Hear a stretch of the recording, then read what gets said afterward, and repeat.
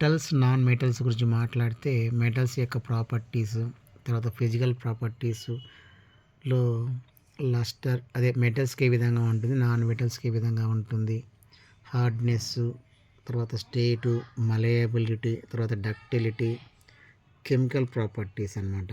A reaction with air ఎలా ఉంటుంది మెటల్స్లో, reaction of metal with water, reaction with solution of other metal salts. Next అక్వారేజియా.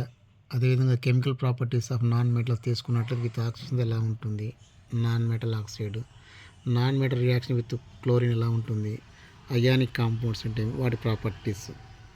Ionic compound properties అంటే physical nature, MP melting point, boiling point, solubility, conduction of electricity, occurrence of మెటల్స్లో minerals, ores, amphoteric acid. ఇదండి.